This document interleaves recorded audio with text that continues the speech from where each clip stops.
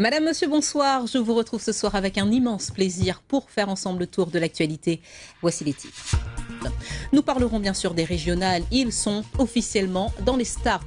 Les prétendants à la présidence de la région ont entamé le dépôt des listes en préfecture. Seront-ils plus nombreux qu'en 2012? Réponse dans notre journal des élections avec Emmanuel Aguet. Collectivité, compétences, promesses aux Réunionnais. On en parle maintenant. C'est l'heure du journal des élections.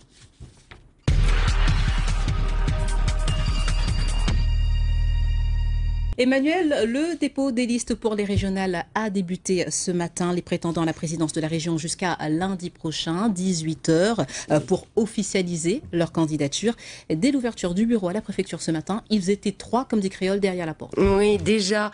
Alors, est-ce que vous avez déjà vu une déclaration de candidature? Moi, je l'ai découverte très récemment, grâce à vous, Damien Deschamps. Ça a l'air très simple. Voilà, vous allez pouvoir découvrir le formulaire. Regardez, c'est un formulaire administratif classique. Il doit être rempli par chaque candidat de la liste. Il y en a 47.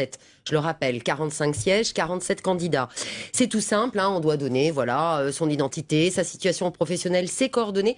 Il y a des professions qui sont totalement incompatibles avec une candidature, notamment les préfets, les magistrats, les militaires, selon leur grade. C'est bien ça, Damien Deschamps. Oui. Et puis un président d'une autre collectivité, évidemment. Jean-Claude Thohir et Philippe Poirot ont suivi le parcours des candidats aujourd'hui. Thierry Robert est parmi les premiers à déposer sa déclaration de candidature. Le député maire de Saint-Leu ne cache pas son émotion. Pourquoi autant d'émotions? C'est parce que ce n'est pas une élection municipale où on va gérer quelques milliers d'habitants, dizaines de milliers. Là, c'est une élection régionale. Il y a à La Réunion 800 000 habitants. Derrière lui, David Apadou, novice en politique, mais qui déclare ne pas avoir eu du mal à constituer sa liste. Les gens comprennent bien la gravité de la situation. Malheureusement, les politiciens n'ont pas compris encore la gravité de la situation. Et pour cette raison, ça a été facile pour nous de trouver des citoyens donc, qui ne se sont jamais inscrits, engagés en politique, qui se sont mis et qui vont bouger. C'est dans ce bureau que sont reçus tous les candidats. Leur dossier est examiné une première fois et un récépissé provisoire leur est délivré. Le bureau des élections va ensuite examiner dans les 4 jours toutes les pièces de chacun des 47 candidats qui constituent chaque liste. Ce qu'on vérifie, c'est les conditions d'éligibilité, la nationalité, l'âge. S'il n'y a pas d'inéligibilité avec l'exercice d'une profession. Et on vérifie que sur les 47 noms, il y a bien la parité. Et si tout est en règle, la candidature est définitivement enregistrée. Prochaine étape, une fois que toutes les candidatures auront été déposées, le tirage au sort pour attribuer aux listes les emplacements d'affichage. Alors, tirage au sort pour attribuer les listes, elle ne s'affiche donc pas dans l'ordre de présentation, Damien Deschamps. Mais quel intérêt, est-ce qu'il y a d'ailleurs un intérêt stratégique à déposer sa liste plutôt au début ou à la fin du délai ? Là, ça rentre dans les stratégies de communication de chaque candidat, de chaque liste. Donc, ça peut être une manière aussi d'occuper l'espace médiatique que de choisir un moment un peu stratégique, soit en ouverture, soit en fermeture. Oui, on sait qu'il y aura peut-être plus de caméras. Ça peut être aussi noyé dans le bruit de fond des élections. Donc, je ne pense pas qu'il faille surestimer le moment où on va déposer les listes. Et que dit l'expert? D'après vous, c'est mieux de le faire plutôt en début ou ça peut être révélateur de difficultés de boucler la liste pour un certain nombre de candidats. Ça peut être aussi une façon d'entretenir le suspense, donc on ne peut pas en tirer de conclusion générale. On s'achemine vers 14 ou 15 listes. Est-ce qu'on peut dire pour autant que les électeurs réunionnais ont une offre politique ultra large, ultra importante? C'est une des caractéristiques de la Réunion que d'avoir en général une offre politique effectivement assez ouverte avec des entreprises politiques assez difficilement identifiables, où là, on a un individu ou quelques personnes qui s'engagent, mais qui s'engagent très fortement, qui labourent le terrain et qui essayent de mener leur engagement à terme. Et c'est finalement assez rare de l'observer ailleurs sur le territoire français.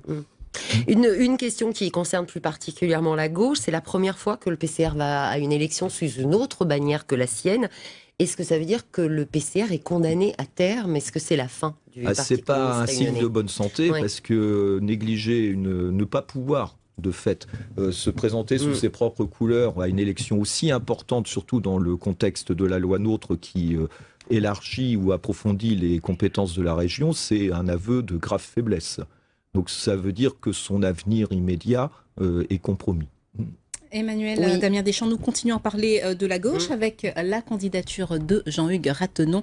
Il a déposé sa liste en début d'après-midi. Oui, le leader du mouvement Résistance et de l'Alliance des Réunionnais contre la pauvreté veut être la voix des plus démunis, mais ce sont souvent ceux qui ne votent pas d'ailleurs. C'est la première fois qu'il se présente à une élection régionale. Il est d'ailleurs apparu un peu ému devant la caméra de Daniel Fontaine et Thierry Chenaillé. Au début, c'est un peu stressant. Parce que c'est quand même une démarche administrative assez lourde, parce qu'il faut vérifier tous les documents. Il y a 47, 48, 49, 50 documents à vérifier. Après, ça va. Maintenant, on attend le récépissé, donc là, la pression baisse un peu. Mais c'est véritablement un sentiment de satisfaction quand même, parce que notre liste est déposée en préfecture. Nous avons même des candidats en réserve, au cas où. Mais là, c'est bon. Bon, ça va lui, a priori, Jean-Hugues Ratenon n'a pas eu de mal à faire le plein. Pourquoi il a du mal à s'imposer dans le paysage politique local? En tout cas, c'est pas lui qui s'impose comme une alternative au PCR, par exemple, ou à d'autres mouvements. D'abord parce qu'il y a une concurrence à gauche en ce qui concerne ceux qui pourront succéder au PCR ou remplir un peu sa fonction à la fois tribunicienne et d'alternative au PS. Donc clairement, c'est le PLR qui, pour le moment, a pris l'option la plus sérieuse, ce qui veut dire aussi que les électeurs qui aspirent à être vraiment représentés privilégient aussi parfois le calcul du meilleur cheval ou celui qui leur paraît tel. Et puis après, il y a une deuxième difficulté, c'est que M. Ratenon est connu sur l'ensemble de la région, il est connu pour ses engagements sociaux et associatifs. La difficulté, c'est peut-être de convertir ce capital en capital politique. Est-ce que sa crédibilité qu'il a acquise dans le combat associatif lui assure une crédibilité proprement politique qui fait qu'on le considère comme un candidat sérieux? C'est une difficulté qui se pose à tous les candidats qui investissent pour la première fois ou pour les premières fois la sphère politique. Donc M. Ratenon, il a été candidat à Bras-Panon, il y a fait des scores intéressants, mais là on passe au niveau de la région tout entière et c'est pas une mince difficulté. Un mot du PS, donc il y a le PS qui part avec Huguette Bello, il y a celui qui part avec le PCR.